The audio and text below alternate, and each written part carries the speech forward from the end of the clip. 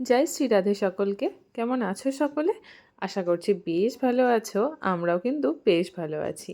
তো আজকের দিনটি ছিল মঙ্গলবার, আর তোমাদেরকে সাথে নিয়ে আরও একটা নতুন ব্লগ শুরু করছি। ভিডিওটা দেখতে থাকো, আশা করছি তোমাদের বেশ ভালো লাগবে।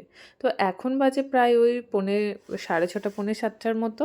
ঘুম থেকে উঠে বাসি ঘরটা ঝাড় দিয়ে ড্রেসটা চেঞ্জ করে চলে এসেছি রান্নাঘরে, কারণ আমার তো জানোই সকাল সকাল রান্না করতে হয়। তো চলে এসেছি মেয়ের জন্য টিফিন বানাতে। ওর টিফিনটা বানিয়ে দিলাম, আর আজকে ওকে সকালবেলায় যে ডালিয়াটা খাওয়াই সেটাও বানিয়ে দিয়েছি। আর টিফিনে দিয়ে দিয়েছি আজকে ফল। ফল বলতে ছিল আম, আপেল, কলা এইসবই দিয়েছি। আসলে কালকে শ্রাবণের প্রথম সোমবারের জন্য যে ফল আনা হয়েছিল তো সেই ফল থেকেই ওকে দিলাম। আর এদিকে দেখো বসিয়ে দিয়েছি ভাত। তোমাদের সাথে কথা বলতে বলতে লাউ বসিয়ে দিয়েছি, আর একটু ডাল বসিয়ে দিয়েছি। তো চলো এইবার ঘরের বাকি কাজগুলো করা যাক। তো এই যে প্রথমে ওই সব বসিয়ে দিয়ে সকালবেলা শুধু আমি ঝাড়টাই দিই, সেইভাবে ঘরদোর পরিষ্কার করে গোছানো হয় না। আসলে সকালবেলা ঝাড় দিয়ে যতক্ষণ না মেয়ে যায় ততক্ষণ একটা তাড়াহুড়ো থেকে যায়, কারণ ওকে তো সবটা করিয়েই দিতে হয়। আর বাচ্চা মানুষ বুঝতেই পারছো, সকালে উঠে একটু তো লেজিনেস থাকেই। তো সেই জন্য সকালবেলা ঘুম থেকে উঠে বাসি ঘরটা ঝাড় দিয়ে প্রথমে আগে রান্না কাজটা করে নিই। রান্না বলতে শুধু ওর খাবারটা আর টিফিনটা করে নিই, তারপর ধীরে ধীরে সময় থাকলে বাকিটা করি, না থাকলে না করি। তো তারপরে দেখো চলে আসি ঘর গোছাতে। এই যে সোফা, তারপরে ঘর সব কিছু গুছিয়ে নিয়েছি। গুছিয়ে নিয়ে তারপর রান্নাঘরে গিয়ে দেখি আমার লাউটাও কিন্তু হয়ে গেছে। আর জানোই আমি কত সিম্পলভাবে লাউ রান্না করি, কিছুই দিই না, শুধু লবণ, হলুদ, একটু টমেটো আর কাঁচা লঙ্কা, ব্যাস। তো লাউটা হয়ে গেছে। আর এদিকে দেখো ডালটা সম্বারা দিয়ে দেবো। ডালটা সেদ্ধ বসিয়ে দিয়ে গেছিলাম, বসিয়ে ঘরে গেছিলাম কাজ করতে। তো এগুলো হতে হতে আমার ঘরের কাজগুলোও হয়ে গেল। তো ডালটাও সম্বারে দিয়ে দিয়েছি। আর আজকে করব হচ্ছে একটু সয়াবিনের তরকারি। তো তাড়াতাড়ি করে ডালটা নামিয়ে দিয়ে সয়াবিনের তরকারিটাও কিন্তু বসিয়ে দিয়েছি, কারণ ওর বাবা আবার অফিসে যাবে। তো ওকে তাড়াতাড়ি রান্নাটা করে দেব। আর রান্নাগুলো যেহেতু একটু গরমকাল এখন, তো রান্নাগুলো একটুখানি যদি ঠান্ডা না হয়ে আমি প্যাক করে দিই না, তাহলে ওই দুপুরবেলা খেতে খেতে ও বলে যে কেমন একটা গন্ধ গন্ধ টাইপের হয়ে যায়। তো সেই কারণে একটুখানি তাড়াতাড়ি সকাল সকাল রান্নাটা করে নিই, যাতে একটু রান্নাটা ঠান্ডা হয়ে যায়। ওদিকে দেখো সয়াবিনের জন্য যে মশলাটা করেছি সেটা আমার পুরো ভালোভাবে কষানো হয়ে গেছে। আর সয়াবিনগুলো আগে থেকেই জল দিয়ে গরম জলে সেদ্ধ করে রেখেছিলাম, সেটাকে চিপে চিপে দিয়ে দিলাম। আর সয়াবিনের তরকারিটা না একটু কষা কষায় নামাবো। আমাদের ঘরে একটু কষা কষা তরকারি খেতেই সবাই ভালোবাসে। আর দেখো কালারটা কত সুন্দর এসছে। আর তরকারিটা খেতেও কিন্তু সত্যি বলতে দারুণ হয়েছিল, পুরো মাংসের মতো কষা কষা করেই নামিয়েছিলাম। তো চলো এবার হচ্ছে ওর টিফিনটা বের করে দিই, কারণ ওর টাইম হয়ে গেছে। তো এই যে টিফিনটা একটু বের করে রেখে দিই ফাঁকা করে, যাতে একটু ঠান্ডা হয়ে যায়। আর তারপরে আমি কিন্তু ঢাকনাটা লাগিয়ে প্যাক করে দিই, কারণ এইভাবে বের করে, আর রান্নাটা যেহেতু একটু সকাল সকাল হয়ে যায়, এমনিতেই ঠান্ডা হয়েই যায়, তবুও ধরো ভাতগুলো তো ঠান্ডা হয় না, আর ডাল, তারপরে হচ্ছে তরকারি, এইসব একটু ঠান্ডা করার জন্য টাইম লাগে। তো সেই জন্য আগে থেকে একটু বেড টেড করে দিয়ে ঠান্ডা করে নিই। তো এই যে টিফিন গোছানো, এই এতক্ষণ অবধি আমার জীবনটা বেরিয়ে যায়, মনে হয় যেন কখন সব কাজটা সম্পূর্ণ করব। তারপরে কি হয়, ধীরে ধীরে হতেই থাকে। প্রায় 10:30 11টার মধ্যেই আমার কিন্তু স্নান পুজো সম্পূর্ণটা কমপ্লিট হয়েই যায়।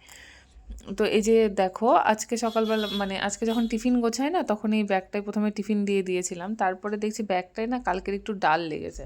তো আর ব্যাগটাতে গন্ধও বেরোচ্ছে, তো আমি বললাম যে এই ব্যাগটা আজকে নিয়ে যেতে হবে না, অন্য ব্যাগে দিচ্ছি, এই ব্যাগটা আমি আজকে কেচে দেবো। আর আজকে সকালে দেখলাম একটু রোদটাও ভালো উঠেছে।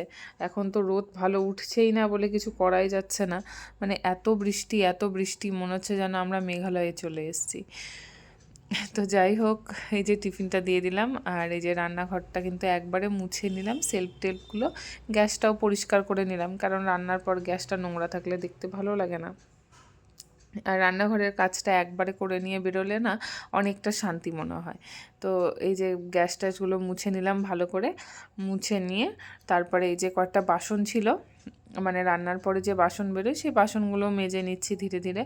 মেজে তো নিয়েছি, এখন শুধু ধুয়ে নেওয়ার পালা। তো যে বাসনগুলো ধুয়ে সম্পূর্ণটা ভালো করে বাসন টাসনগুলো গুছিয়ে রাখবো, রেখে তারপরে আবার যাব, স্নান আছে, পুজো আছে। এখন প্রায় ওই 9:15 9:30 মতো বাজে। আর আমার ঘরের এমনিতে সব কাজ গুছিয়েই রেখেছি, ঘরে শুধুমাত্র ওই হচ্ছে ঘরটা মুছে নিলেই হয়ে যাবে, যা যা কাজ ছিল। কারণ সকালবেলা তো সেরকম আমাদের তো জানোই সেরকম কোনো কাজ থাকে না, বাইরে উঠোন নেই বা বাইরের কোনো সেরকম কাজ নেই।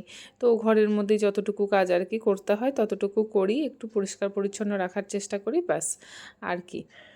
আর এই যে বললাম না আগের দিন অনেকগুলো ফল এনেছিল, সেই ফল থেকে মেয়েকেও দিলাম।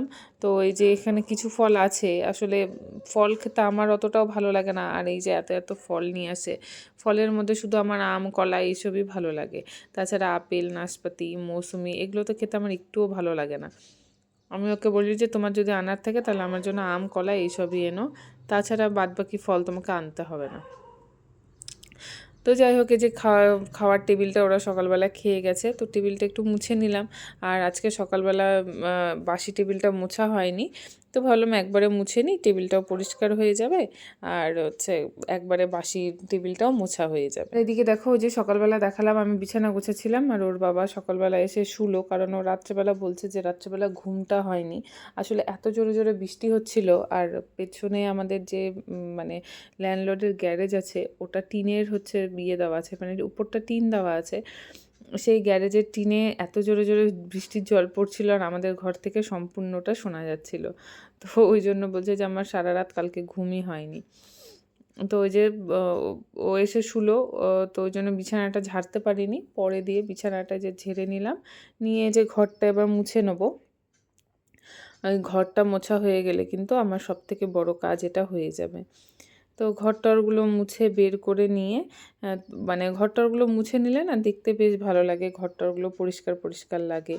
আর হচ্ছে যেহেতু আমাদের সব ঘরেই মানে ঘরেই সবসময় করতে হয় কাজকর্ম, তো ঘর তো বেশি ইউজ হয়, তো সেই জন্য একটু না মুছে রাখলে না ভালো লাগে না। আর ঘর মুছে মুছে এখন এমন একটা অভ্যেস হয়ে গেছে, ঘর না মুছলে না দেখতে এত বাজে লাগে যে কি বলবো, মনে হয় যেন সারাদিনে ঘর পরিষ্কারই হয়নি।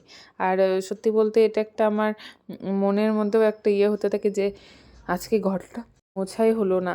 তো সেই জন্য তাড়াতাড়ি করে যে ঘরটারগুলো মুছে নিই, ভালো করে মুছে নিয়ে তারপরে যেই ঘরে আসলাম, এসে দেখি বিছানায় কয়েকটা জামা কাপড় রাখা আছে, কয়েকটা বলতে ওই আমারই হচ্ছে চুড়িদারগুলো রাখা ছিল, এগুলো কেচে দিয়েছিলাম। তো কেচে দিয়ে রোদটা এখন সেরকম উঠছে না, তো সকাল থেকে দেখলাম রোদ উঠেছে, তো বাইরে মেলা ছিল, মেলে দিলে যে এখন দেখছি শুকিয়ে গেছে, তো আমি যে একবারে ভাঁজ করে রেখে দিই।